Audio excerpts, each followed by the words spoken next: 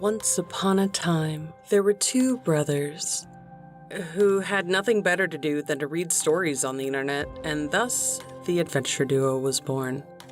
Let's see what adventures our heroes get into today.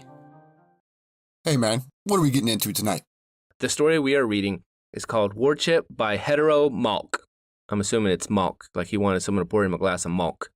The player rating is 6.27 out of 8, so it's really high. The difficulty is 5 out of 8, so we're going to have trouble. The play length is 2 out of 8, which is perfect because that's our attention span, and maturity level is 6 out of 8. I'll need to see some identification. So, beginning. The day when the gods walked the earth are long gone. Now is the time of the atomic flame. Now is the time of steel, fire, and lead.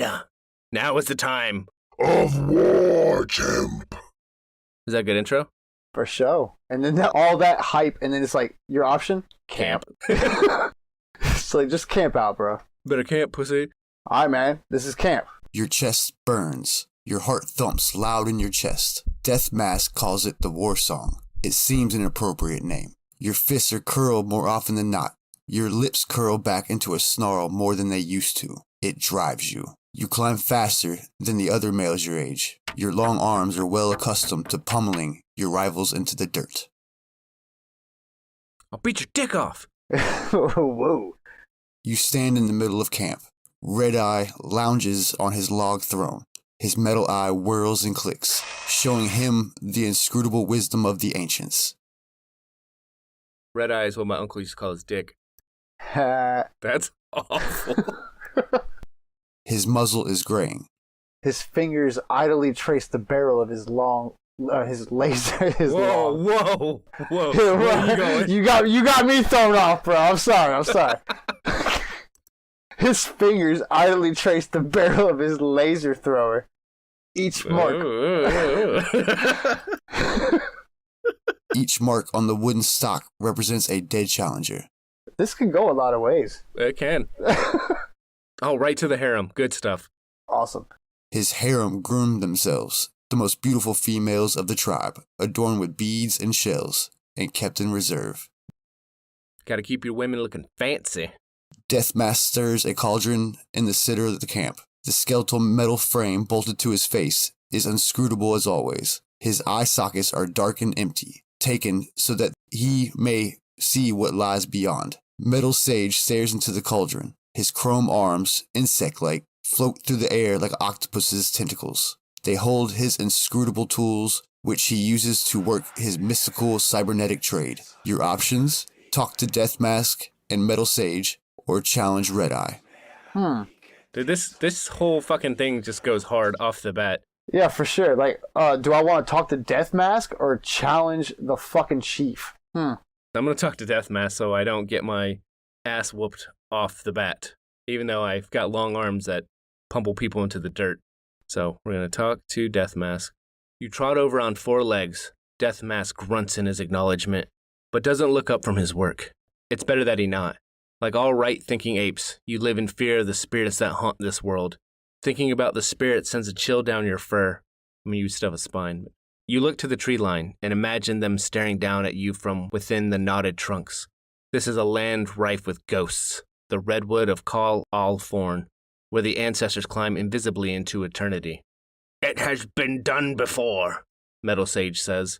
A tentacle stabs the air as if to punctuate his sentence. My missions confirm it. A great weapon of the ancients buried in the Grey Lands. Perhaps. Death Mask says. The spirits of steel and stone are your domain. I worry only for the safety of our tribe. The Grey Lands are accursed for a reason. I can defend myself, Metal Sage says. No man can defend himself from a bullet to the back, says Death Mask. Oh, that's true. Not even JFK. From both directions. Bing, bing. Death Mask's head turns to you. Do you feel like a warrior, boy? He drops his ladle and approaches you on all 4s. As the tribe's seer, his body is untouched by cybernetics. Even still, his muscles ripple over powerfully through his fur. Are you up to the task? Curiosity spreads across Metal Sage's face like a breaking wave. He steps back a few feet. I am, you say. You pant slightly and puff out your chest. You pull your lips back. You're not, he says flatly. You're a pathetic whelpling. You aren't worth the energy to kill, boy. You don't allow him to speak anymore. You bowl him over and sink your teeth into his shoulder. Oh, shit. What the fuck happened? We're fucking going! He howls as he throws you into the dirt. You bring both fists down on the spot where his head was seconds ago. Too slow. You'll have to do better than that, boy. His fist connects with your face. You spit out a tooth. You're in the dirt now, hazily watching the blood pool from your face. He's pummeling your back like a drum. Whoa. You're sure it will break? Sorry. Fun. That's always fun. It's the second day and I'm getting my back blown out here. Sounds like a Diddy party, bro. Oh my god. And it's all cybernetics. There's no baby oil in sight. Your blood boils. You twist around to face your assailant. As you do, a strange look of excitement passes over his wizened features. Widened features? A wizened? That's a weird word. You reach out with a leg and wrap your toes around his snout, yanking his head into the dirt with all your strength. Apparently, we were just like born a gangster. I guess. Sweet. You screech in victory as he stumbles back dazed. You step backwards before rushing towards your enemy on all fours. At the last instant, you leap forward, putting all your momentum into a double-legged kick. Oh shit. You connect with his torso, sending him sprawling into the dust. Mad with bloodlust, you grab one of the fallen chimp's legs. Before you can break the knee, cold steel closes around your shoulder and hurls you into the dirt. Metal Sage stands above you. How your blood boils, Deathmask says, standing. His metal face is smeared in dirt and blood. His sightless eyes betray nothing, but his lips are curled into something approximating a smile. You will travel with Metal Sage and return this weapon to the tribe. Oh, okay, we didn't attack Red Eye was the leader. We didn't attack him. We attacked this fuck. Yeah, we attacked these motherfuckers. We just talked to him like a friendly person. We were just gonna talk to him. Yeah, we fucking didn't get any of that. No, apparently our fucking character is like gangster. He just like drop kicks him. You know what? Talking's not an option. So we only got one option. It's through blasted lands. The road is pockmarked. The ancient stone is so ruptured and ruined that walking on it is a daunting task. Unfortunately, the road leads right into the mouth of the Greylands, so it must be followed. Without the cover of the trees, you see the dark clouds and ball lightning that are an almost permanent fixture of the sky. Deathmask that's my right. The ghosts of the ancients, Deathmask once said, raging in eternity. Your bullet thrower is slung on your back. You lay a comforting hand on its leather-wrapped grip. What a gangster-ass fucking name for a gun. Your bullet thrower. Your bullet thrower. My boomstick. My boomstick. Rare that I have cause to come this far, Metal Sage says, interrupting a comfortable period of silence. You don't respond. Instead, you sweep your eyes over your surroundings. It's all blasted flatlands and dead grass, interrupted only by the road. The ruined metal carcasses of the ancients' chariots lined the road like grave markers. What happened here? What happened here? Where did everybody go? Your curiosity gets the better of you as you ask the older chimp. They didn't respect the spirits, boy. The ancestors destroyed them with the mighty atom. He leaves you with that thought as you continue your journey in silence for some time. Days later, you come across a forgotten metal god, a great suit of armor, not dissimilar to the plated suits forged by the guerrilla nomads your tribe has encountered before. It stands at 10 feet tall, with 2 gargantuan cannons mounted on its arms. It was pointing one of them before it died. The cockpit is half open, filled only with dust. Metal Sage bows. You do the same. It regards you coldly. You long to climb inside. Great sentinel of the ancients, I bid that you let us pass. He whispers reverently. Your longing to wield the power of the great machine grows. We should strip it. You whisper. Metal Sage shakes his head. It's blasphemy, boy. Never worth it to trifle with the spirits. His commitment to spiritual purity is infamous. If you want to claim the great machine, you will have to use force. Your options are kill Metal Sage and seize the power of the ancients. Jesus. Or, fuck it, leave it be. Just murder that old dude you're with and all the guns are yours, baby! It's a win-win! It's a Fallout tactic. I get it. I chose the last one. It's your choice. Well, I mean, as badass as I think we are in this, I don't think we're able to fight the ancient monkey. So I say leave it be. Leave it be. Something inside you is drawing you to the mech, but you manage to ignore it. You shake yourself out of the reverie, banishing the chills creeping down your spine. You fearfully hoot a few times. Good boy. Ignore it. There's an evil spirit in that one, Metal Sage says. He skirts around the mech, giving it a wide berth. He eyes it like one might eye a fearsome predator at a watering hole. You follow him. Soon you've both made enough progress down the road that the Steel Sentinel is just a troubling memory. Hours turn into days on the road. Always your eyes are watchful, waiting for the ambush that never seems to come. Soon, the Greylands stand on the horizon. Its dead spires stretch impossibly high in the sky. They're great gray obelisks, marking the hubris of the ones who came before, the ones who thought they could duplicate the forest. My visions tell me it's not far, boy, Metal Sage says. It's not your visions, we can see it! What the fuck? His metal tentacles produce a strange series of gestures, prayers most likely. You nod. What is the weapon we're searching for? We'll know it when we see it, boy. I don't like the way you're saying boy to me like that, guy. Calm down, I say as I voice both characters. That's what I said, but even my character was like, boy. Like, Yeah. he used the hard boy. Walking in the shadows of the stone trees chills your soul. You remember Death Mask stories about how the ancestors climbed trees in eternity, and wonder if human souls climb these trees, invisibly. The thought is enough to trouble you for some hours. Eventually you come to an intersection of two paths. There's a high concentration of ancient chariots here. From the looks of it, they slammed into each other at high speed, it's cars, causing a pile-up of even more chariots. They're all rusted together, giving the whole scene the appearance of one great metal carcass. I have seen this spot in my dreams, boy. The weapon of the ancients lies near. You stand guard, boy. You do as instructed, as Metal Sage begins to inspect the ancient vehicles. The only option is visitors. Visitors. Apprehension turns to boredom as you continue to stand guard. Metal Sage is meticulous in his searching, using his great steel limbs to tear doors from their frame and search for the contents inside. You allow your thoughts to wander. As you peaceably daydream about eating a mango, the clattering of hooves against concrete tears you from your reverie. You shriek, startled, and train your weapon at the source of the disturbance. A gorilla on a horse approaches. His left arm has been upgraded with steel exoskeletal bionics, and wires snake over his shoulder and into his spine.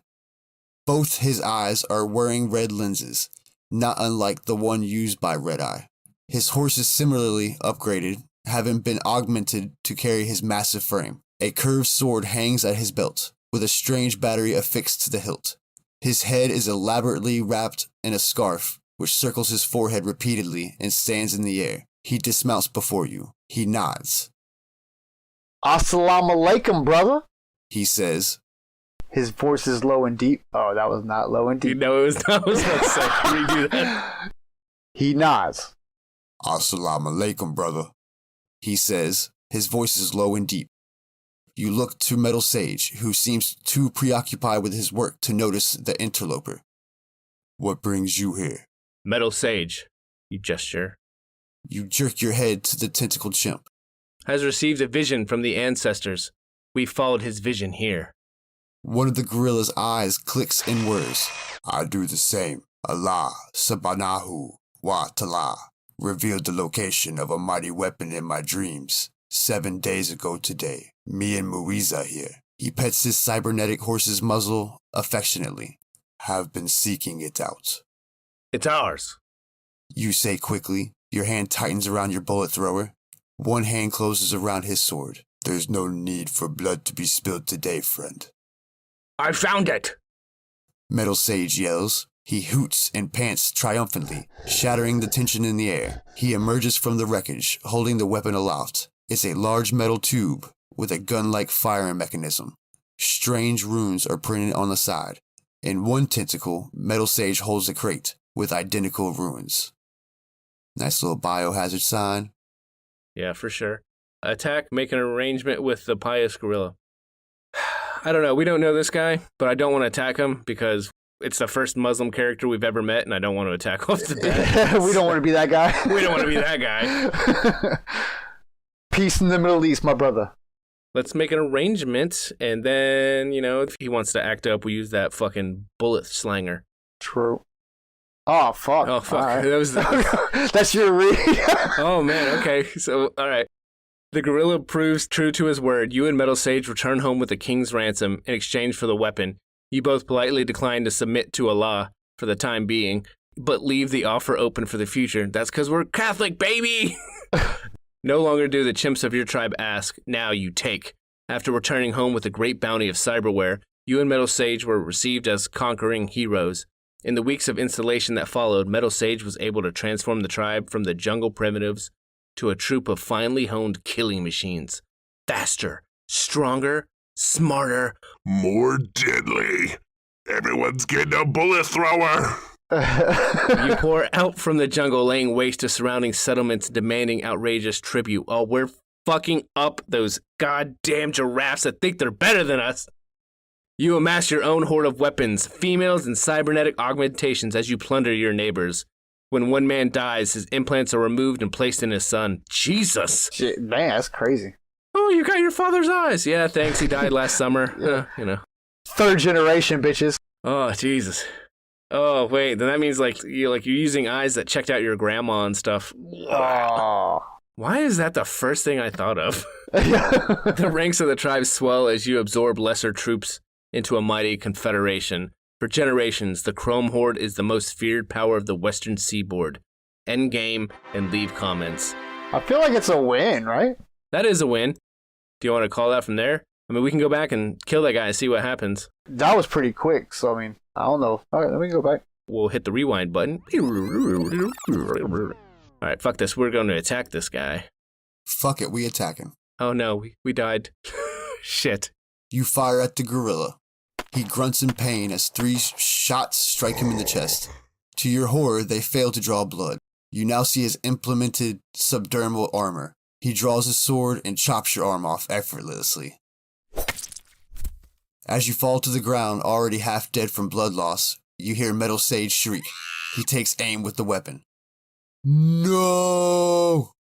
The gorilla bellows, raising both his arms in warning. Don't fire the... His words come too late. Metal Sage pulls the trigger, launching a nuclear warhead at the gorilla. 5 feet away, Jesus! Yeah, so he's like fucking Fallout all around. The last thing you see is a bright white light. It annihilates you, the gorilla, and Metal Sage, as well as every building within a 3-block radius, leaving behind enough radiation to make this spot uninhabitable for the next 50 years. 50 years? This could be more than that. Holy shit, that was point blank right there. And again, only a 3-block radius? Get the fuck out of here. The hell? All right, so that's 1 win, 1 death. We're going to back it up. We're going to take on old Red Eye from the very beginning. Oh, we're going to fight the chieftain off the rip? Yeah, fuck it. I mean, we normally go 3 deaths on these short ones. We'll just see. All right, so we were back at camp, which started off real hard. Now we're going to challenge Red Eye. That's what the fuck we're doing. None of this pussy bowing down shit. Driven by the fervor of youth, you approach Red Eye's log throne. Oh, God. So you didn't say that. You didn't say It doesn't, log or long, either one sound bad. Hey, Red Eye, let me check out that log throne, baby boy. He eyes you briefly without saying a word. He then returns his attention to grooming ticks out of his harem's fur. You snarl and pound the dirt. He stands, his mechanical eye clicking words as he assesses your petty rebellion. He strikes without warning, leaping on you, digging his teeth into your cheek. You scream. You pound your fist into his side, eventually landing a lucky shot on his stomach that sends him whirling. You circle each other. Hot blood trickles down your cheek. A few other chimps of the tribe are gathered around, watching the escalating violence with some interest. Lightning fast, the older ape drives a fist into your muzzle with surprising strength. You spit a tooth as it sends you reeling. He grabs one of your legs and pulls with 2 arms, upending you and knocking you on your back. You gasp as the air leaves your lungs. He pounds you with 2 fists, drumming them into your back over and over until you're sure that your spine will break. As you approach the brink of death, he stops. You crawl to the underbrush as the world spins. You know you cannot return. We're fucking exiled. Exiled. Oh, but that's not the end of it. We get to go do our own little thing. 3 days later, you take your first full breath since the beating. Oh, man, I know how that feels. Broken ribs are a bitch. The pain is enormous. You're not sure how far you fled, but you feel as if you put substantial distance between you and the rest of the tribe. You lean unsteadily on a knotted branch that you have fashioned into a walking stick. The forest you have lived your whole life in feels hostile and alien now. You continue walking, foraging as you go. Your injuries heal over the coming weeks, and the only evidence of their passing is a slight limp that you expect to take for the rest of your life. You fall into a comfortable routine of drinking water from streams, eating fruit and small game given to you by the forest, and moving on every few weeks. Weeks turn to months, months turn to years. You feel yourself become more feral.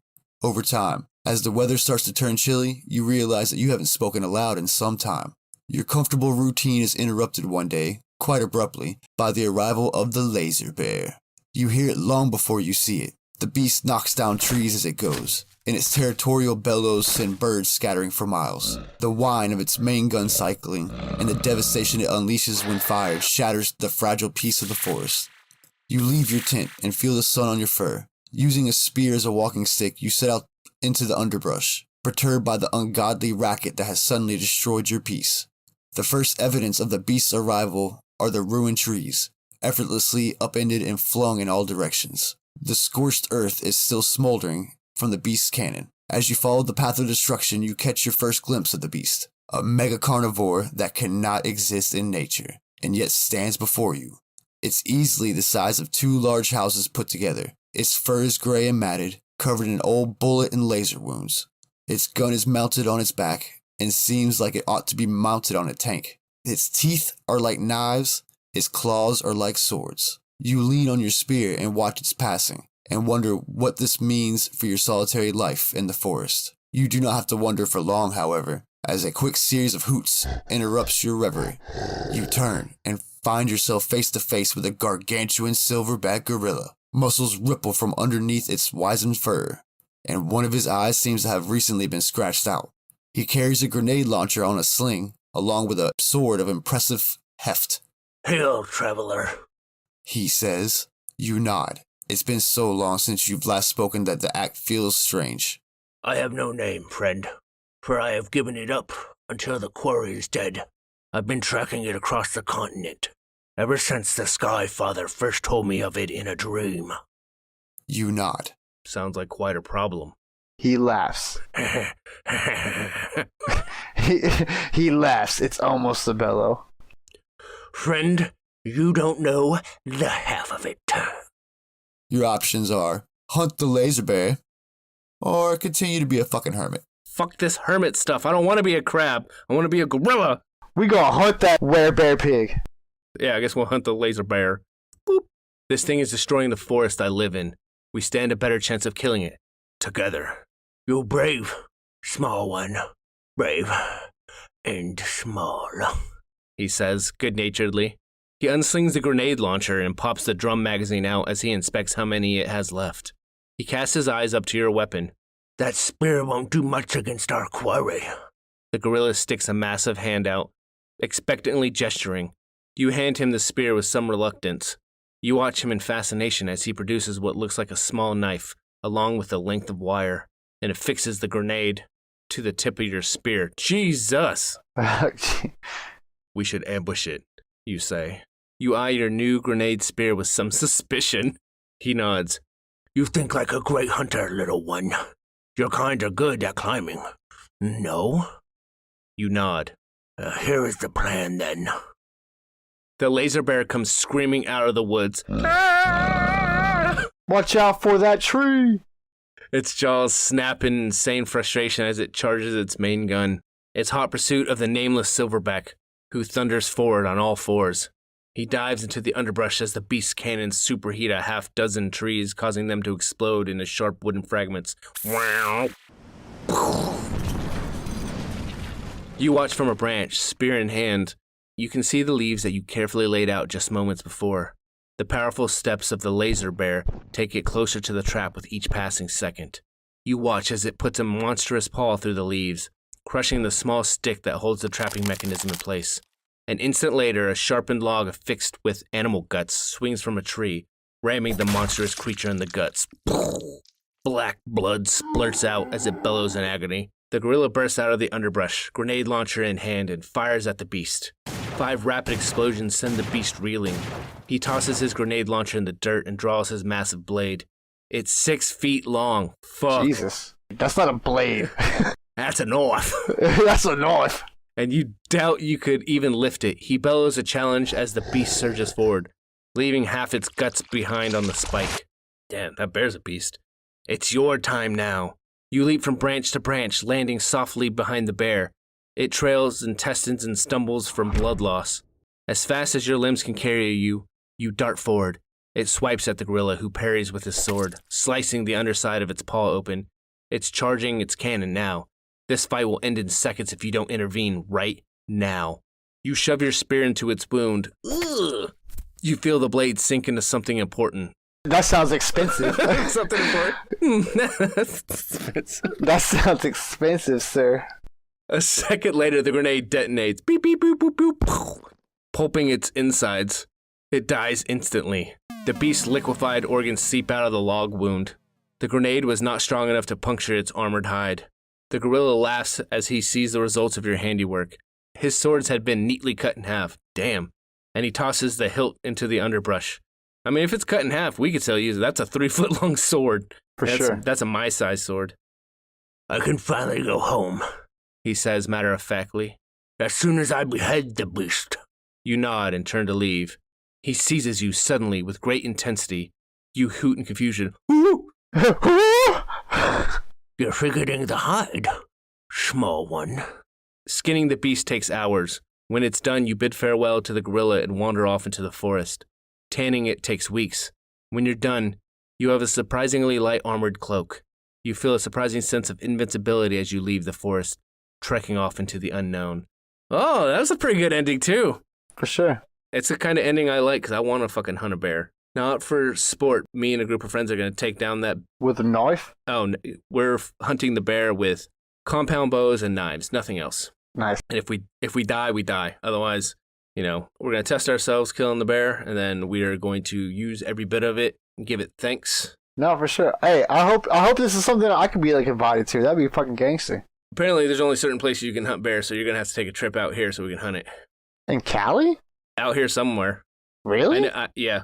Well, there's certain people that can hunt bears. It's a whole huge process you got to do. But yeah, I thought this was fucking awesome. This was a dope-ass game. And thus ends today's journey. Tune in next time. Goodbye.